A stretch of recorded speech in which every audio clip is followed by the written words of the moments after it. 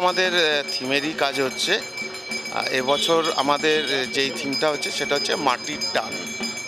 অর্থাৎ মাটির টানটা এই কারণে রাখা হয়েছে যে আপনারা এখন দেখতেই পারবেন যে আমাদের আদি ভিটে যেটা ছিল, বাবা কাকারা দাদুরা যেই ভিটে নিজেরা কিনে বাড়ি করেছেন, সেই ভিটে এখন আস্তে আস্তে উঠে যাচ্ছে। উঠে গিয়ে দেখুন চারিদিকে ফ্ল্যাট বাড়ি তৈরি হয়ে যাচ্ছে।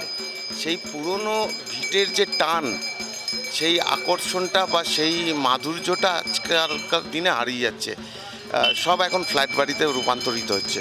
তো আমাদের এবার সেইটাকেই মাথায় রেখে এবার আমাদের কাজ মাটির টান, মানে আমরা যেই মাটির টানে আমরা আমাদের বসত ভিটে করেছিলাম, সেই বসত ভিটেই আমরা তুলে ধরছি। এবছর আমাদের ৭৭তম বর্ষ। আর এই চিন্তা ভাবনা আমাদের যে শিল্পী ভোলা রাউত, তার মাথা থেকেই এসছে এবং তিনি এটাকে আমাদের এই মণ্ডপে তুলে ধরবেন।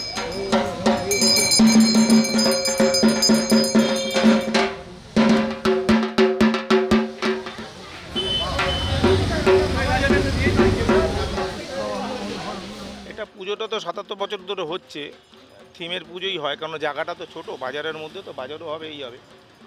সবচেয়ে বড় কথা, মাননীয় মুখ্যমন্ত্রী মমতা বন্দ্যোপাধ্যায় যেভাবে পুজোগুলোকে, বাংলার যে পুজো, বাংলার যে দুর্গা উৎসব, সেই উৎসবের জন্য এবার ১,১০,০০০ টাকা প্রত্যেকটা ক্লাবগুলোকে, রেজিস্টার্ড ক্লাবগুলোকে দেওয়া হয়েছে।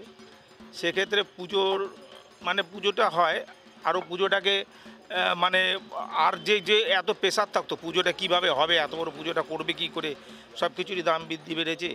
কিন্তু আজকের দিনে কিন্তু দাঁড়িয়ে সেই জায়গাটা নেই। সব পুজো কমিটিগুলো আজকে সেই জায়গা থেকে স্বস্তির পেয়েছে যে না, মাননীয় মুখ্যমন্ত্রী মমতা বন্দ্যোপাধ্যায় সরকারের পক্ষ থেকে যে ১,১০,০০০ টাকা করে দিচ্ছে, তাতে পুজোর হয়ে যাচ্ছে, পুজোটা হচ্ছে। তারপরে বাকিটা যেটুকুনি আছে আমরা সবাই মিলে যারা আছে, তারা টেম্বারটা আছে, তাদের মধ্যে দিয়ে ক্লাব আছে, ক্লাবরা মিলে করে বাকিটা হয়ে যায়।